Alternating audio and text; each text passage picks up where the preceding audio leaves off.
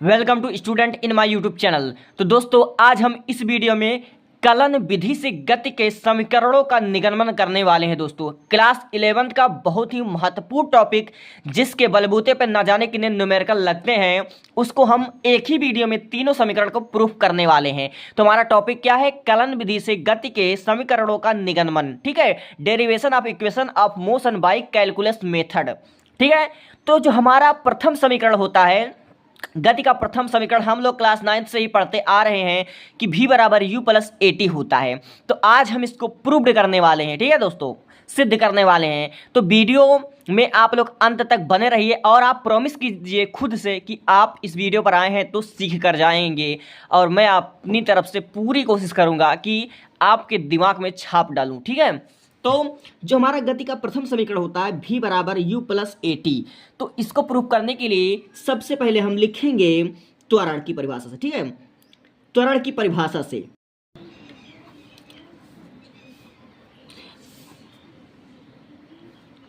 ठीक है, dv बट्टा dt। ठीक है, dv बट्टा dt। अब आप कहोगे सर dv बटा dt कैसे आ गया? तो देखो दोस्तों, हम लोग कलन विधि से गति का समीकरण प्रूव करने वाले हैं प्रथम। ठीक है, तो कलन मतलब होता अवकलन, और यह जो लिखा है त्वरण बराबर dv बटा dt, यह जो हमारा त्वरण का अवकलन रूप होता है। दोस्तों क्या होता है? त्वरण का अवकलन रूप होता है। तो फिर हम इसके बाद क्या करेंगे? इसके बाद दोस्तों हम इसका तिर्यक गुणा करेंगे। क्या करेंगे? तिर्यक गुणा करेंगे। और तिर्यक गुणा करेंगे तो क्या होगा? तो dv बराबर, ठीक है, dv बराबर adt होगा। दोस्तों adt होगा। यहां पर अगर हम बट्टे लगाकर एक लिखेंगे तो इसका गुणा जब इसके साथ होगा dv आएगा, और फिर उसके बाद एक का गुणा अगर हम dt में करेंगे तो adt आएगा। ठीक है, अब उसके बाद हम क्या करेंगे? दोनों पक्षों का उचित सीमा के अंदर समाकलन करेंगे। क्या करेंगे? हम दोनों पक्षों का उचित सीमा के अंदर समाकलन करेंगे। तो यहां पर हम सिंपली लिख देंगे दोनों पक्षों का उचित सीमा, ठीक है, के अंदर समाकलन। ठीक है, समाकलन करने पर, अब जब हम समाकलन करेंगे तो समाकलन का हम चिन्ह लगाएंगे। तो समाकलन का भी हमने चिन्ह लगा दिया, और फिर उसके बाद अभी हमने सिर्फ समाकलन का चिन्ह लगाया है, और यहाँ पर लिखा है उचित सीमा, तो यहाँ पर सीमा भी लगाना पड़ेगा। ठीक है, तो v हमारा क्या होता है? v बराबर प्रारंभिक वेग प्लस प्रारंभिक वेग और अंतिम वेग। तो यहाँ पर हम क्या लिखेंगे? प्रारंभिक वेग का चिन्ह लगा देंगे, और ऊपर अंतिम वेग का, और समय। तो प्रारंभिक वेग का समय क्या होता है? प्रारंभिक वेग का समय 0 होता है, और अंतिम वेग का समय t होता है। दोस्तों इतना हमने लिख लिया, आप लोग बस समझते जाइए, और मैं इसको दोबारा तिबारा रिपीट करूंगा जब तक आप लोग को समझ में ना आ जाए। अब हम आगे क्या करेंगे? देखो दोस्तों, जिसके साथ डी लगा हुआ होता है दोस्तों वही हमारा वेरिएबल होता है, वही की इज्जत पानी होती है। और जिसके साथ डी नहीं लगा होता है, ठीक है, उसकी कोई इज्जत पानी नहीं होती है। तो हम अगले स्टेप में क्या करेंगे? ठीक है, इस ए को हम हटाएंगे। तो इस ए को हटाने के लिए क्या हमें करना पड़ेगा?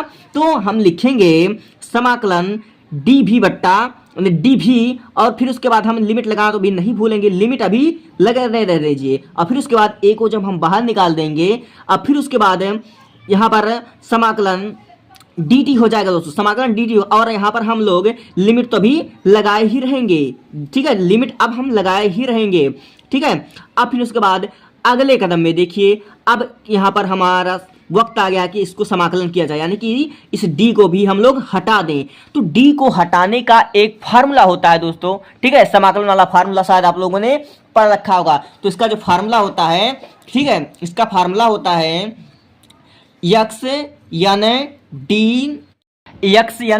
dx बराबर x प्लस n प्लस 1 बटा n प्लस 1। ठीक है, यह फार्मूला होता है। तो इसी के हिसाब से हम लोग लगाएंगे। ठीक, अगर यहीं पर केवल यहाँ पर लिखा होता dx, ठीक है, देखो दोस्तों, अगर dx लिखा होता और आगे हम लोग x लिखते हैं, ठीक है, और x का मान यहाँ पर हम 0 लिखते हैं, तो हमारा क्या आ जाता? बराबर आ जाता x, और फिर उसके बाद 0 प्लस 1 बटे 0 प्लस 1। ठीक है, 0 प्लस 1 प्लस 0 प्लस 1 आ जाता। ठीक है, तो पता क्या चला कि जहाँ जहाँ n है वहाँ वहाँ जीरो आ रहा है, ठीक है, जहाँ जहाँ n वहाँ वहाँ जीरो। तो इसका मान क्या हो जाएगा, ठीक है, इसका मान हो जाएगा x बटा 1 और घात 1 हो जाएगा, ठीक है। तो इसी प्रकार ठीक इसका समाकलन क्या हो जाएगा, dv का समाकलन क्या हो जाएगा, v हो जाएगा। तो यहाँ पर हम सिंपली लिख देंगे, ठीक है, v और अपर लिमिट लोअर लिमिट हम लगा देंगे, ठीक है, अपर लिमिट और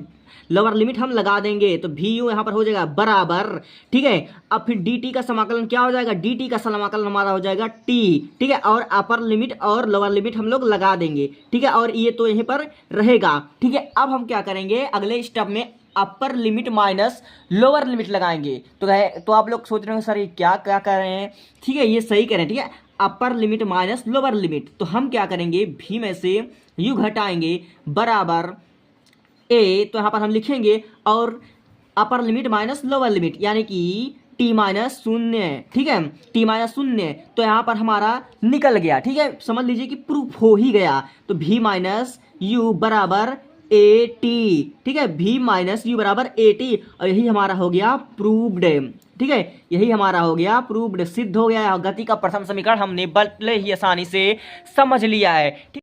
हम लोग पढ़ रहे थे गति का समीकरण कलन विधि से। तो हमारा पहला समीकरण क्या था, v बराबर u प्लस एटी था।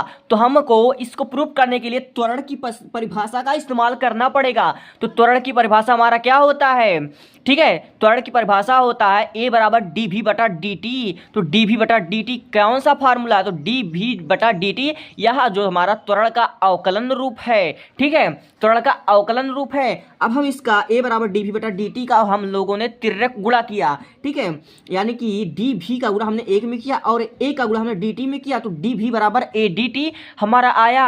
अब दोनों पक्षों का उचित सीमा के अंदर हम लोगों ने क्या किया, समाकलन किया। तो समाकलन का चिन्ह हमारा हो गया और डी वी बराबर समाकलन ए डी टी, और हमने लिमिट लगा दिया, ठीक है, u और v या मैंने सीमा लगा दिया, ठीक है, इस सीमा है और इसका 0t हमने लगा दिया है। अब फिर उसके बाद देखिए दोस्तों, ठीक है, हम लोगों ने कहा कि जहाँ जिसके साथ d हो वही केवल वेरिएबल होता है, उसी की इज्जत पानी होती है, ठीक है। तो इसीलिए हमने a को जब हमको बाहर निकालना हुआ तो हमने a को जब बड़े आसान से बाहर निकाल दिया, ठीक है, समाकलन डी भी और लिमिट तो लगा रहेगा बराबर ए हमने बाहर निकाला और समाकलन डी टी और अपर लिमिट और लोअर लिमिट तो हमारा लगा हुआ है। अब हमने क्या किया, ठीक है, अपर लिमिट और लोअर लिमिट को हमने घटा दिया, ठीक है, अपर लिमिट और लोअर लिमिट को हमने घटा दिया। तो भी माइनस यू बराबर ए हमने बाहर निकाला और अपर लिमिट हमारा क्या, टी माइनस 0 हमने ऐसे लिख दिया। अब फिर उसके बाद देखिए सिंपल हमारा आंसर आ गया, हमारा प्रूव्ड हो गया। भी माइनस यू बराबर ए डी टी, ठीक है, ए का गुणा हमने टी माइनस 0 में कर दिया, ए डी टी हमारा आ गया। यही हमारा गति का प्रथम समीकरण था। आप लोग का वीडियो कैसा लगा आप लोग कमेंट कर दीजिए।